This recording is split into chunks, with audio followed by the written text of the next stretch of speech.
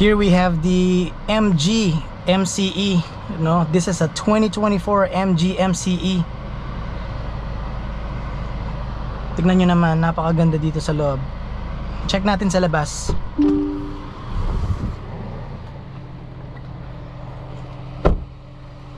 Thank you pala MG Philippines and ANC group of companies for letting me borrow this MG MCE. And thank you as well Sir Char Sigua and Sir Steven Velasco for allowing me this opportunity test driving this MCE.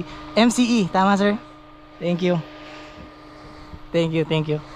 Ikutan natin tong 2024 MCE.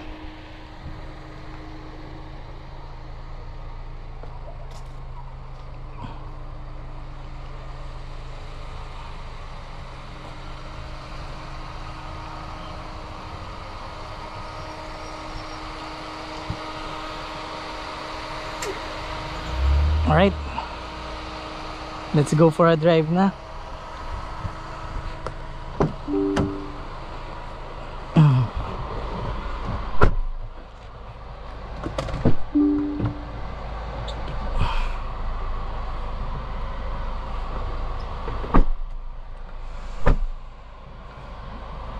Such a nice interior. Gusto ko yung red accent niya dito. Dito meron din siyang carbon accent and the red stitchings here. Meron na rin siyang auto hold function. Yung park niya. Ito na yung park or brake hold niya.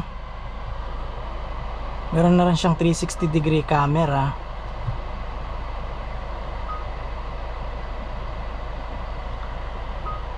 Nice. Meron din siyang Apple CarPlay.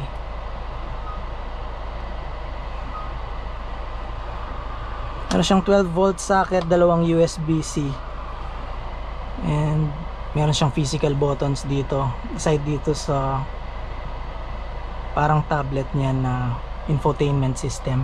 Digital na rin pala yung instrument panel niya. And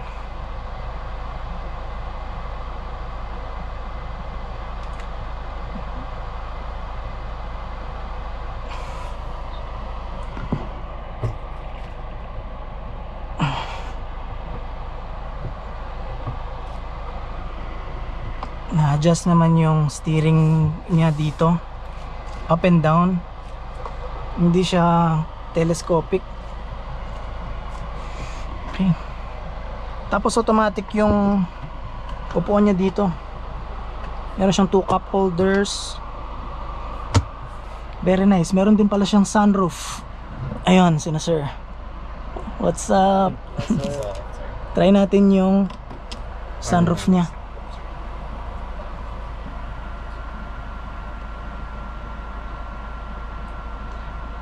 Sir, how much is this 2024 MG MCE? Actually, from the top of the line will be 1,088,888. So 1,088,888. Yes.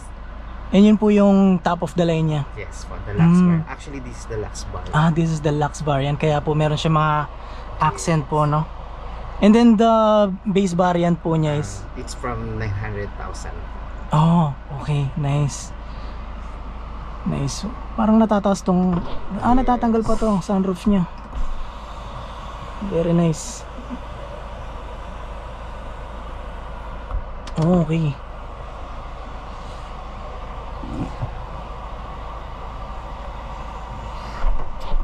Okay.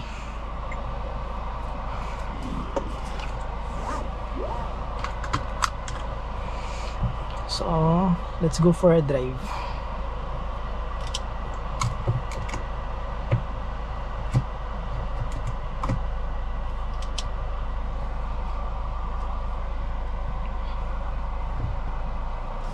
Okay.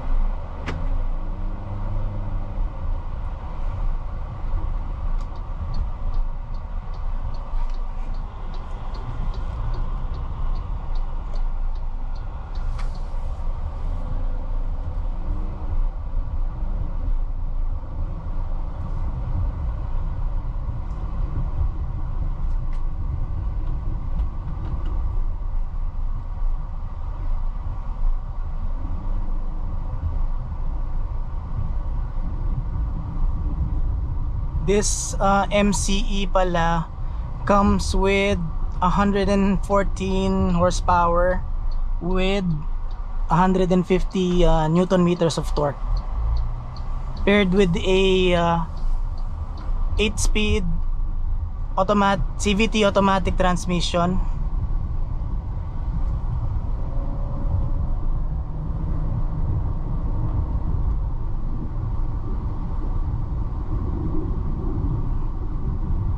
Nice.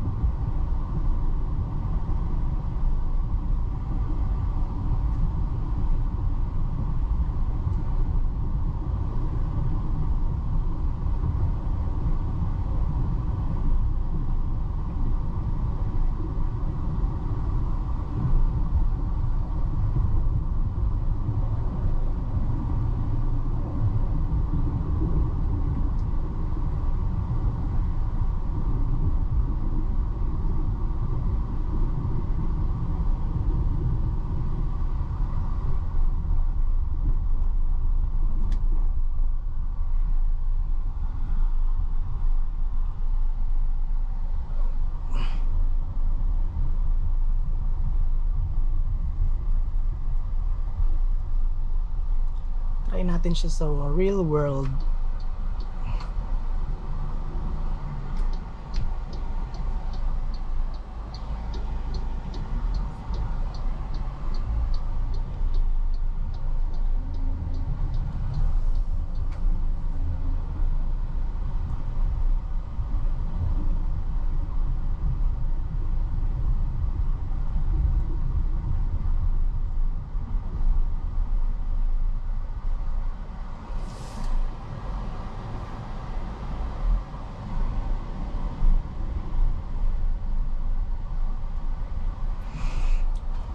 Dito niya pala soft touch materials yung ginamit dito, no? Pati yun dito sa accent niya dito sa carbon. Very nice sa ano, sa feel sa yung soft touch materials, lalo na dito. And then here, ayan, hard plastics na siya sa door panels.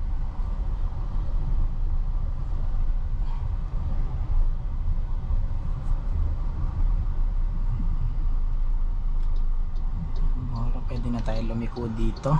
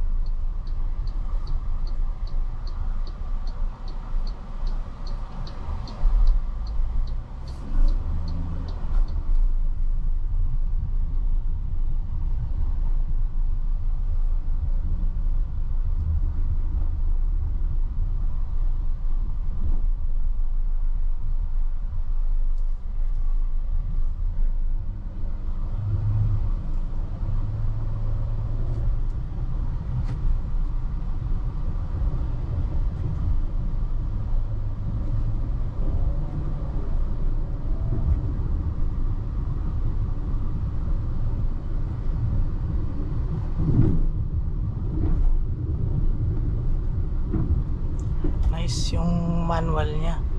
Meron siyang manual dito.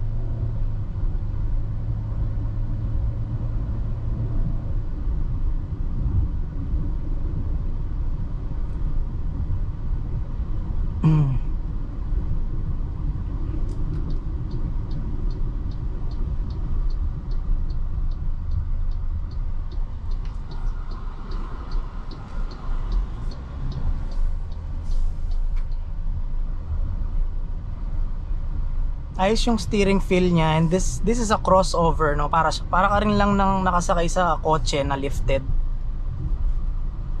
And ayos yung driving feel niya, wala masyadong body roll, and then malakas siya for its body, 114. Nice drive. 2024 MG MCE.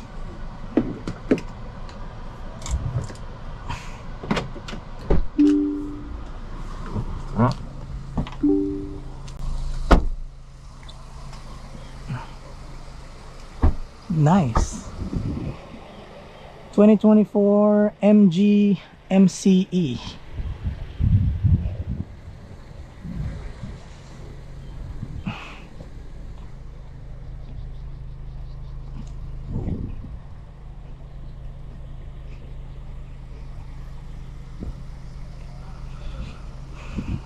Nice one.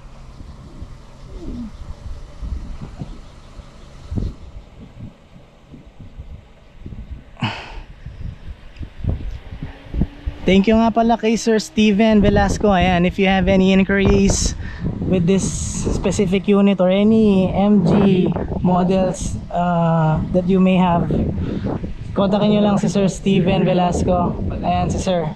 Like nyo na rin yung Facebook niya, Sir. Hi po, bali supportahan niyo po si Sir Austin po sa automotive vlog niya. So kung may mga inquiries po kayo about sa MG po natin, ZS MCE and other MG cars natin, just inquire my page po, MG San Fernando by Steven, or sa Facebook page ko po, MG Steven Valencia po. Then hopefully nakita niyo naman po yung vlog ni Sir Austin po kung gaano po ka-smooth yung MG natin sa performance. So yun guys, hope to see you there sa showroom namin sa Dolores, San Fernando, Pampanga guys. Thank you po. Thank you, sir. And thank you rin, Sir Char. Thank you very much. Thank you so much for the opportunity, sir.